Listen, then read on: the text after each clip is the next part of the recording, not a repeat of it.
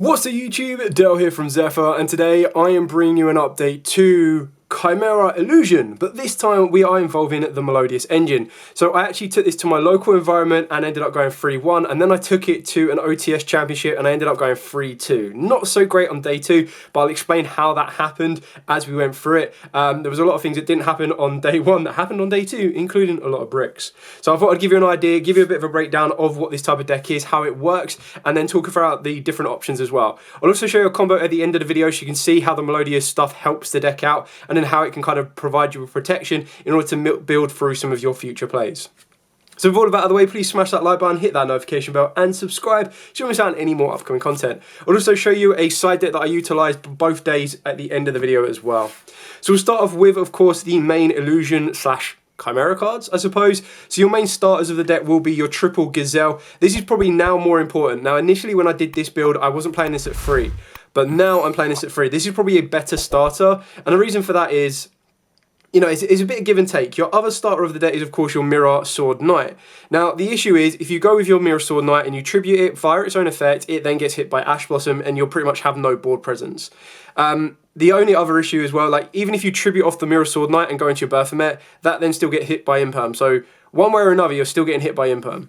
Whereas the normal summon of Gazelle, if it gets hit with Ash, if it gets hit with an Imperm, you still have that monster on the board, which can be quite helpful in this particular version, just because you have the ability to try and move your plays further forward without locking yourself into fusions. Now, obviously, on the flip side, what you've kind of taken out in order to play the Melodious is, of course, the branded engine, and that kind of has the same feel to it with less bricks. The only downside is it locks you into fusions for the entire turn. So where you get risk and reward when you're using a Melodious engine, which in current is a, let me just get my math straight on this one, 3, 6. So it is an 8-card engine in the main deck, and then like a 4-card engine in the extra deck. It just doesn't lock you into fusions, so it gives you a bit more flexibility to play around with.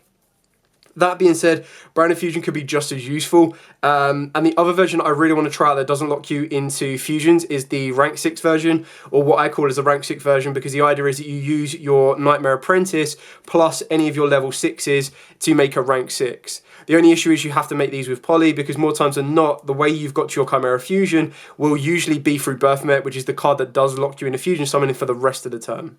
So these are your ideal starters, this is what you want to get to, and in order to get to your starters, we now have more ways of doing so. So to get to your starters, you've got 3 Nightmare Apprentice, a great addition to the deck. This has now started to creep up in price just for the pure fact of how good it is, and if you did want to utilise a very small Illusion engine, this can really put a lot of work into it. Now, this can also help you get into your Mirror Sword Knight. So where you have the ability of being able to get into any Illusion monsters specifically, that's the one big difference you got to keep an eye on, is your Mirror Sword Knight and your Kotal will specifically add you monsters that list Chimera Fusion. So it can't add a Nightmare Apprentice, otherwise that would be incredibly broken. And then vice versa, your Nightmare Apprentice specifically will allow you to add an Illusion monster, which gets you into your Kotal, which gets you into your Mirror Sword Knight, but it can't get you into your Gazelle. So you've got 2 different ways of getting to your starter. Mirror Sword Knight can get you into a Gazelle, your Kotal can get you into your Gazelle as well, and then of course your Nightmare Apprentice can get you into the Mirror Sword and the Cornfield. So throughout my testing, obviously going on day 1, I didn't really get hit by, I did get hit by Ash quite a few times off of the back of the Mirror Sword Knight, but because you're also playing the Patchwork engine, more times than not, that's why the Gazelle is probably a better normal summon, because even if it gets stopped, you can still then use Poly, fuse off the Gazelle plus an Illusion monster, still make a fusion play or a Fiend monster, that to be said, and then off the back of the Gazelle, you then get to search an Illusion monster, which can get you into the Nightmare Apprentice. So you just got swings and roundabouts between all of these cards here that let you search them out. And that's where your big wing Berthamet comes into play. So this one on summon, normal or special, lets you add Gazelle and then a Chimera Fusion. So you'll be able to get 2 for the price of 1. The issue is you are locked into fusion summoning for the rest of the turn. But if it's sent to the graveyard as material for a fusion summon, you get to target any Illusion monster in your graveyard and special summon it. So again, this gives you the ability to bring back a Nightmare Apprentice if they've stopped it, and then you get to bring it back and then trigger its effect again. Or of course, you've got your Mirror Sword Knight. And when I say trigger its effect again, it means that you've put it on the board, you haven't used its effect, and then you choose to bring it back, or during your opponent's turn, you get this to the board, you fuse your Berthamet during your opponent's turn, and then you bring back the Apprentice and then trigger its effect again. Obviously, it is a hard once per turn on its effect, so keep that in mind. So obviously, the biggest issue with the Big Winged is you never want to see it in your hand. Quite like the other one you never want to see in your hand is your Master Tao, but Master Tao is incredibly important for the other brand new card that we've got, and that is your Dear Bells.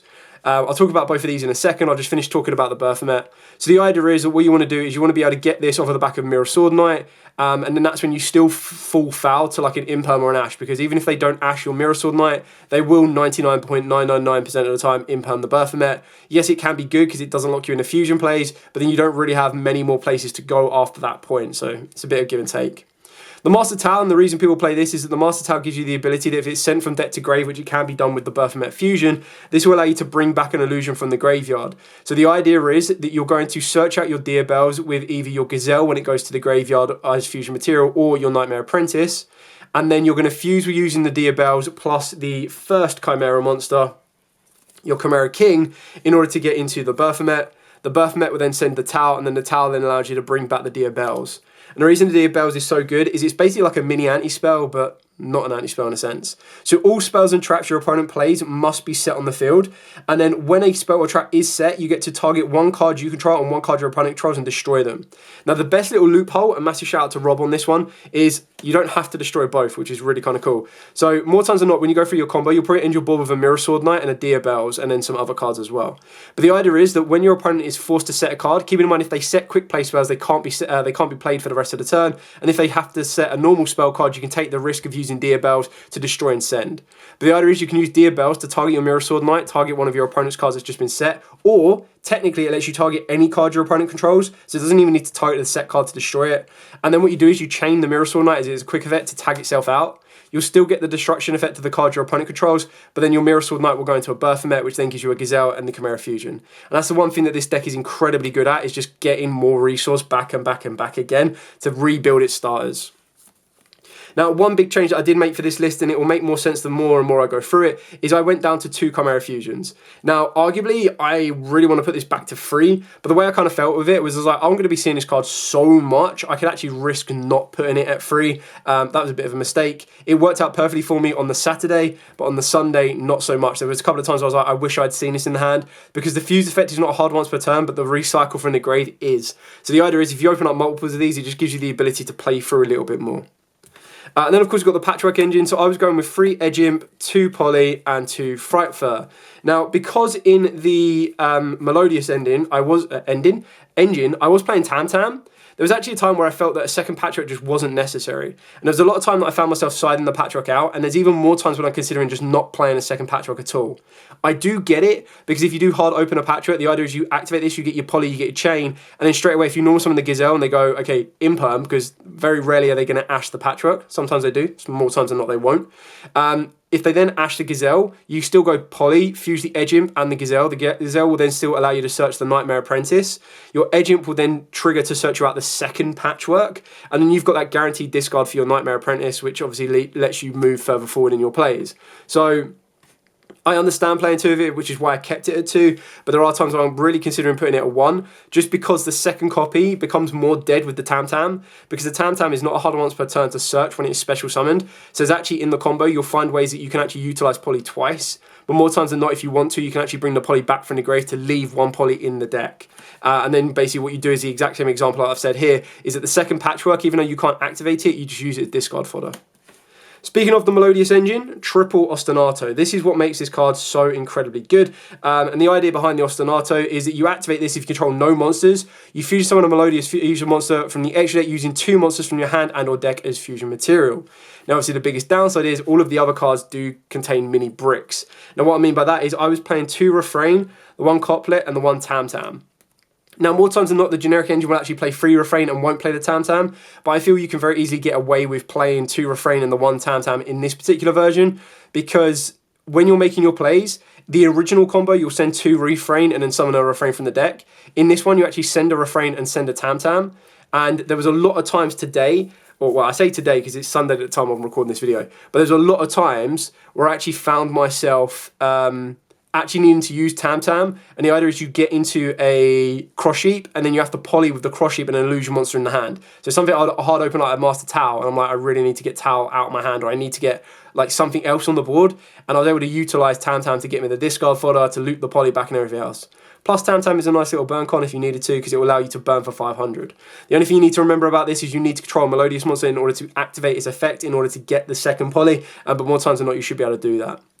The refrain does act as an additional normal summon, not an additional normal summon, but like another starter for the deck. Because on normal summon, this will allow you to add the couplet, and if you've opened up another refrain or a Tantan, the couplet can special summon it down. But even if you don't, you just go with the couplet. This will then allow you, because you're only going to control Melodious at that point, add the concerto, and the concerto will get you into a Baka. The Baka can then special summon out Tam Tam, and then Tam Tam then gets you the Poly. So again, you've got ways of recycling it around, and then the refrain and couplet will go into your scales. The only downside is that once you've utilised the negate off of your Vortex Dragon, it's very rare that you're going to be able to clear off your own scales, and you only can special summon or pendulum summon light monsters. So the only time that this will come up relevance again is if you're going to pendulum summon out a Mirror Sword Knight, and that's only going to be effective if you've already maintained your normal. But more times than not, if you've been able to go full combo through the Melodious, you should be winning that duel, because your end board will be like a 3 negate Appaloosa and a Vortex Dragon just off of the Ostinato, and then everything else from that point on, considering you draw off the back of the Concerto to replace the Ostinato you've used, and then you've got your normal summons and everything else, you should be able to add a Chimera to the end of that board, plus the ability for the Dia Bells to kind of lock your opponent down. The other benefit as well is Ostinato is not hard once per turn, so if you open up multiples of these and they ash the first one, you activate a second one, you're still good to go.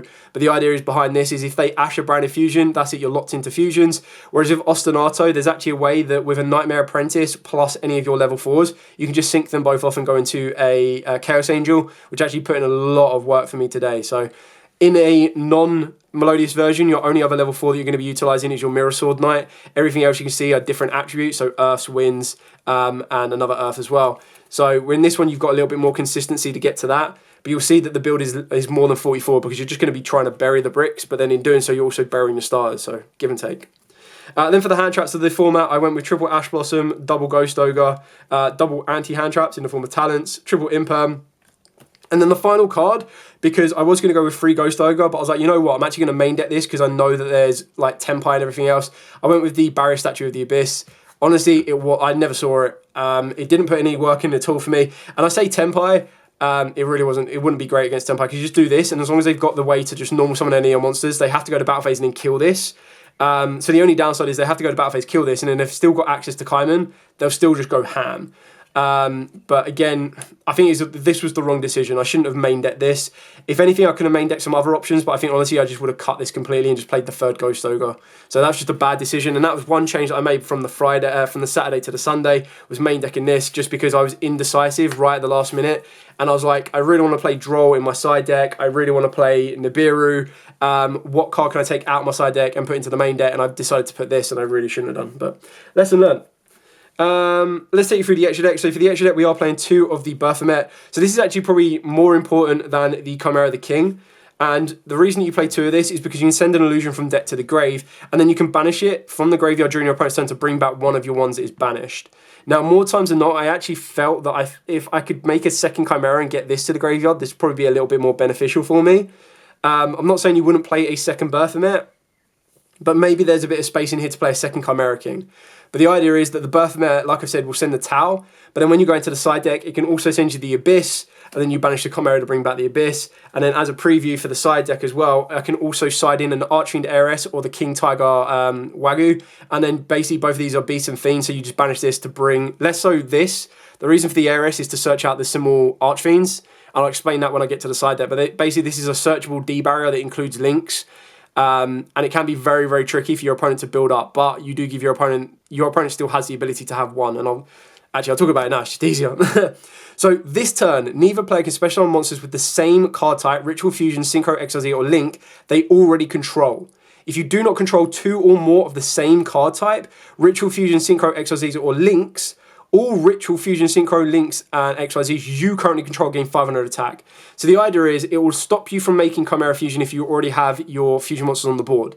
But it also means that as soon as they go into their first XYZ, their first Link, their first Synchro, they can't go into another Synchro, another Link, or another XYZ unless they completely get rid of the first one. Now, it's quite the same as something like Tikaboo, and what I mean by that is they can't have a Synchro monster and a tuner and then go, okay, cool, I'm going to Synchro into a tuner. And I can't already have a Fusion monster on the board and then go, okay, activate Poly using that Fusion monster. Because it's like Tikaboo, you can't go into a second one. So they would have to go, for example, Black Rose Dragon, nuke the board, and then go Kaiman and go again. But even then, when they make their first Synchro, when they're in the battle phase, they can't then Synchro climb it up.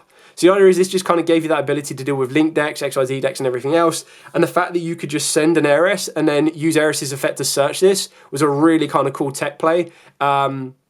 And this one actually come off of the first place Toronto, and that this was on the Hakuna Matata, which is where I kind of got the plays for this one. I was like, whoa, that's sick that this searches out the Simwell Archfiend. And it's something I wanted to try out, and actually put in a lot of work for me today. Something that I used today and I didn't use yesterday. So Sunday, not the Saturday. It's just something to be aware of. And the Wagyu was in here in case I faced Thunders, which I never did, and then the Yubel matchup, because you put this on the board, and unless they open up a Yubel monster and then Super Poly, it just destroys everything that they summon that is a 1400 or less attack. Now, of course, that means that they can go from Spirit of Yubel into Terra Incarnate, I believe. And if they're playing the Ultimate Nightmare, I think it also destroys and floats into the Ultimate Nightmare. So that was kind of like a cool idea. It also helped me in the matchups against Pearly, because putting this on the board, it meant that all the Pearly monsters had to deal with either this or SP. And as long as I was able to keep protecting this, they really did struggle. So I'll talk more about the side deck a little bit later on. Then got the one OTK machine and the Chimera, the Illusion Beast. Pretty much straightforward and simple on this one. So this one lets you attack as many times as you use materials. So more times than not, you probably get it attacked 3 times. The first time it attacks, it can reduce that opponent's monster attack to 0, and then it can attack 2 more times.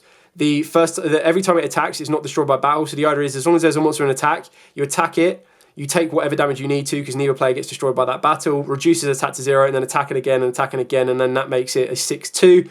And then all you need is another monster on the board just to get the final touch on the monster that's 0-0. Predaplant Dracosdepelio, I swapped out the link-free Pendulum monster because I felt that I didn't need it for the Dracosdepelio, and ironically, I never made the Dracosdepelio.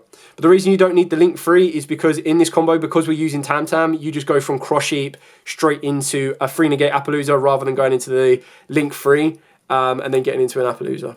It also means that you're not as open up for a Nibiru as well, because with the Vortex, you're guaranteed to put the Pendulum monster into your extra deck once you get to it. Whereas if you go down the other route, you actually then need to bring it back with the link free in order to get into an Appaloosa. And as soon as you bring that back and special it down, they just nib you, and you're like, okay, cool, Vortex doesn't have a material to spin back. Guardian Chimera, I really wish I had my second one. It came up like once or twice where a second Guardian Chimera would have been great for me, but I didn't have my second one on me, so that's lesson learned. That would probably come out for the Dracosdepelio. The one Magnum, I'd never made. I think I made it. No, I tell you about. I think I made it like twice. So for those of you that don't know how this works, it has a effect that you can target a poly spell or a fusion spell in your graveyard, place it on the bottom of the deck and draw 1 card, so it lets you recycle. And then when another card or effect is activated, you get a quick effect to banish a poly or a fusion spell in the graveyard, target a card on the field, and then destroy it. So if and all, it needs a monster special from the extra deck and then 1 monster from the hand. I think it's one of the ones that you'd rather have it and not need it than need it and not have it.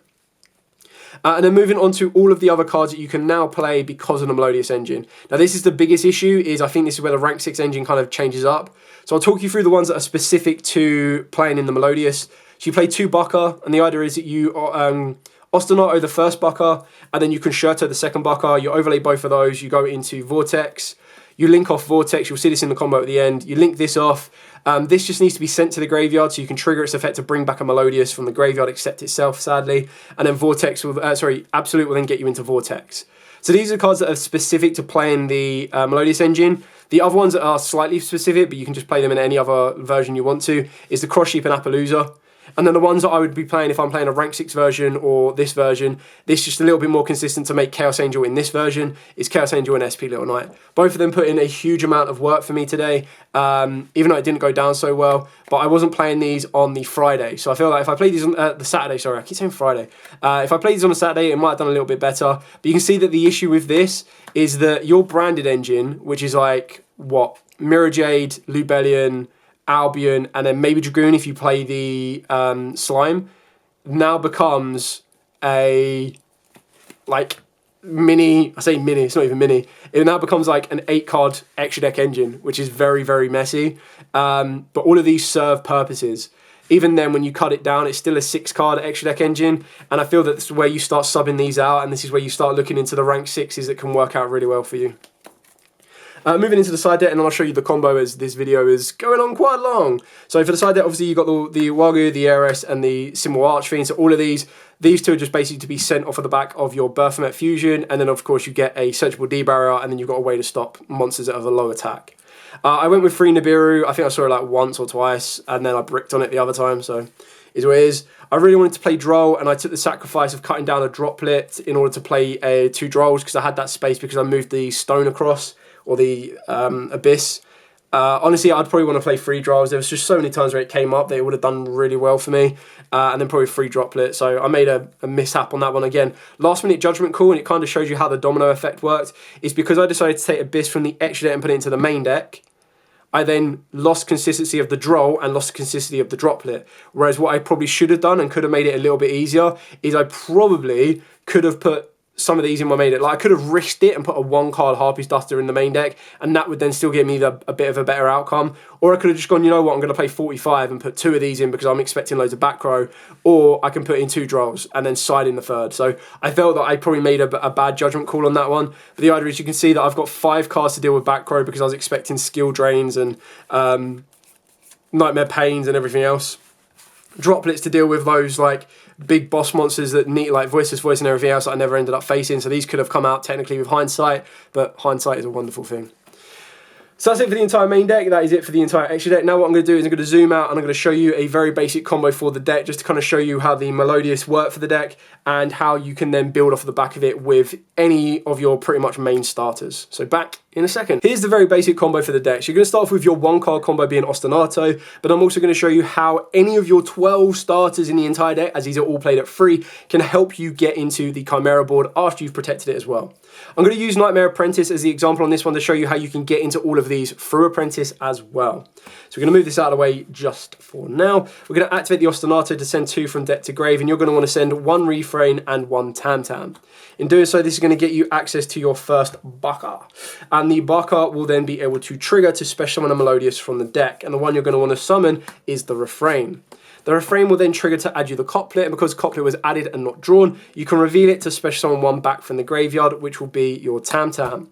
Tam Tam's effect will now allow you to trigger in order to search out Polymerization directly from the deck. So that's going to join your hand with the Nightmare Apprentice and the remaining 4 cards of your deck.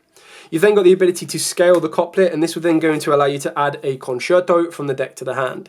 You're going to activate the Concerto, which allows you to use your scales as fusion material. And if you are worried about Nibiru, what you'll do is when you complete this fusion summon and these both go to the extra deck for a second Baka, you're actually going to choose, rather than going chaining 1 Refrain and chaining 2 Couplet, you're actually just going to trigger 1 of them to put it into your scales. You do lose your Pendulum Summon, which will lead you to a Chaos Angel later on down the line, but the idea is that you'll be able to make sure you protect yourself from Nibiru, as there will be a point as you're not playing a second Refrain where you don't have a monster in your extra deck to protect, but you'll still be able to build your board, you'll still maintain your normal summon and everything else. So in this example, I'm going to show you how you put them both in the scale so you can get to a Chaos Angel, as that will be your strongest end board of all. You're then going to overlay both of your Bakas and you're going to go into an Odd Eyes Absolute. You're then going to link the Absolute plus your Tam Tam, and you're going to go into a Cross Sheep, which will trigger a chain of events. So you're going to want to make sure that the highest chain link is, of course, going to be your Odd Eyes Absolute, as it is very tricky for your opponent to stop this, as it's special from the extra deck, so it can't really be belled and it can't be ashed. You're then going to be able to use Baka, which will allow you to bring back your Refrain from the deck. And it's very important you use the Refrain from the graveyard, because this will then trigger the Cross Sheet to bring back your Tam Tam later on to get you a second Poly. Then on top of that as well, you're also going to use Concerto, and Concerto will go back to the bottom of the deck to draw you a random card. So whatever it is you've added to your hand is now back up to a hand of 6 because you would have plussed the Poly. So as you resolve this, you're then going to resolve the Baka to bring you back your Refrain, which can either go here or it can go here. It doesn't make much of a difference, as long as when you resolve the Absolute to get you into a Vortex, you make sure it goes to a zone that Cross Sheep points to, as it will then trigger Cross Sheep in order to bring back the Tam Tam. Now, keeping in mind that if you're not fearful of Nibiru, or you wanted to use Nightmare Apprentice earlier on to discard the Poly, you can use Tam Tam's effect now to add back the Poly from the graveyard. But just to show you how much hand advantage you can get, we're going to use Tam Tam's effect now to grab you the second Poly from the deck. So you've now ended up with 2 Polys in the hand, which is why the Patchwork engine becomes a little bit more null and void, but you can't always guarantee you're going to open up this route of play. Now you still have your Pendulum Summon, so remember that. So what you're going to want to do is link all of these together. If you do get yourself into a sticky situation, as long as you have an Illusion Monster, and when I say sticky situation, I mean you've opened up Diabells or the Tau, you do actually have the ability to Poly with your Cross Sheep and that Illusion Monster in order to get you to your Birthmet Fusion, as this can then allow you to send another illusion from deck to the grave. The best one to actually open up with will be the Diabells, because then you can send the Tau and then summon back the Diabells, but that's just something to be of note, that this actually comes in quite clutch when that happens. Anyway, so we're going to link into a link 4, putting your cross sheep, your Tam Tam to the graveyard, and the refrain goes to the extra deck, making sure that your Vortex is now live for the negation. This will now get you a free negate Appaloosa, and again, we are not locked into anything, and we still maintain our normal summon and everything else in between. So what you're going to want to do here is you're now going to want to use the ability to pendulum summon out the refrain, and the reason you're going to want to do that is that when you activate Nightmare Apprentice to discard a card, so just for the sake of this video, we'll discard the card we drew, just so it keeps random and you see exactly what cards you've got in your hand. You're then going to trigger the Apprentice effect, and this will then give you direct access in order to get into your Cornfield. And the reason you go for the Cornfield Snake is it's just going to give you a bit more capability to set up a target protection in the graveyard. And if you're feeling risky of Ash, like if they had Ash, they would have used it already, you go down the Mirror Sword Knight route. So what we're going to do here is you're going to add the Kotal, and then before you go any further, you're going to synchro these two together, because again, you don't have that monster in the extra deck for your Vortex protection. You're basically then relying on Appaloosa for the Nibiru protection, and if they choose to imperm you early doors, you're in a little bit of a sticky situation. You're then going to put a Chaos Angel on the board, and you use the Dark and a Light, so all of your monsters can't be destroyed by battle, and your monsters are this monster is unaffected by your opponent's activate effects. Great success. You're then going to use Kotal. Kotal will then, of course, get you into the Mirror Sword Knight. Now, you can go directly for the Gazelle, but I feel at this point when you've got an Appaloosa and a Vortex, there's not really anything you are that fearful of. So you're going to go for the Mirror Sword Knight. You'll then be able to trigger off the Mirror Sword Knight, triggering off to get you into the Baphomet, and this is where you're just going to get as maximum advantage as possible. This will now fusion lock you, but you've done everything you need to. You're not really going to go into any more Link monsters unless you wanted to go into an SP Little Knight, and if you wanted to do that, then you would do all of this prior to anything else, which we're not going to do. We chose to go with Chaos Angel, and obviously instead of going to Chaos Angel, you could have very easily gone into SP Little Knight, so it really is up to you. You're then going to trigger the Baphomet, we're going to get a Gazelle, and then you're also going to get your Chimera Fusion. So that's how a Nightmare Apprentice gets you through a Mirror Sword Knight, a Kotal, and a Gazelle. Great success. Plus, so you now have, until you get the Chimera on the board, but when you do, you'll have a negation. When your opponent activates a monster effect, you've got negation in the grave, and you've got the target negation as well. So you've got a bit of everything. You're then going to activate the Chimera Fusion, you're going to fuse these two together, and we're pretty much going to set up like a hand rip as well. You could very easily use a poly right now if you wanted to, it doesn't make much of a difference either way. You're going to be recycling the Chimera Fusion, so go Chaining Free as your Chimera, because this is again the hardest one to stop, because they'll have to imperm it, otherwise they're going to lose a card in the hand. And then of course you're going to go for the Gazelle to search, and your Baphomet to summon back from the grave. Now the Baphomet, I'm going to bring back the Mirror Sword Knight. The Gazelle is going to search you out an illusion, and the one you're going to want to search is going to be your Diabells. Then what you can do here is you can recycle the Chimera Fusion, and then you're going to activate the Hard Poly, and the Hard Poly is going to use an Illusion and a Beast. You're going to want to keep this on the board, putting those both into the graveyard to get you into your Baphomet. You'll now be able to trigger the Baphomet effect to send a Master Tau from deck to the graveyard, trigger Tau's effect, and this is going to allow you to get the Diabells as well. So what you currently now have is you have a backup Poly should you need to crack back on your opponent. You've also got the ability to set the Chimera Fusion, and if that wasn't enough, you'll still have 4 more cards in your hand, 3 once you consider the discard that we used the Poly. So you've pretty much got your full hand of 5. So what we're going to do here is we're going to pass your opponent's turn, and basically what they need to deal with is your monsters cannot be destroyed by battle. All of their spells and traps need to be set before they're activated, so they can't imperm you, they can't droplet you, they can't evenly you or anything else. And then when they do get set, you'd go Diabells, chain to target the Mirror Sword Knight. Mirror Sword Knight's effect to tag itself out, gets you into your second Baphomet, which will lead you into your second Gazelle and your second Chimera Fusion, which is probably amongst the cards I've drew or somewhere. But that's the whole idea, is it would get you into a second Chimera Fusion, wherever I put it. There you go. So you would then have this back in your hand. This would be your hand. You've got a Chimera Fusion set, you've got a Baphomet on the board, and then you still have 3 more cards in the hand. So this is your Guardian Chimera play as well if you need to. It's absolutely insane. Yeah, the combo is mental. Now, obviously, you can pretty much do this prior to that, but you can't do this, this, or this. So if you're trying to end your board like this, you are just basically screaming, "Nip me!" But that is part of it. I do like this deck and the way that it works, but the risk and reward is definitely there. And what I mean by that is, if you see any of your other Melodious monsters in the hand, it can be very awkward to navigate around. It can still be done, but it's still very awkward to do so. But when you do it, it's very successful. So risk and reward. The risk is you could be running into some bricks. The reward, the board's 99.999% unbreakable because they can't drop you. The best thing they can do is Dark Ruler, and even then, unless they read the Dia Bells, they might get a little bit happy and then go, Darula, and you go, hang on a minute, that needs to be set first.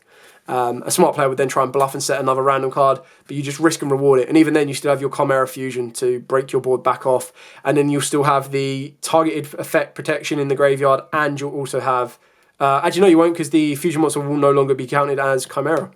But as long as you then fuse into a second Chimera, then they're both back online. You get where I'm coming from. Anyway, I hope this gives you an idea of the deck, the breakdown behind it. I definitely feel that I'm going to try out the rank 6 version instead. I like what the Melodious offer, but I just feel that it takes up too many spaces in the extra deck. If I can find a way of still maintaining Chaos Angel and a route to Appaloosa without needing to play so many main deck bricks, then I definitely will do so and go from there. Anyway, thank you so much for watching. Don't forget to like, comment, subscribe, share. Till next time, as absolutely always, stay safe and, of course, happy dueling.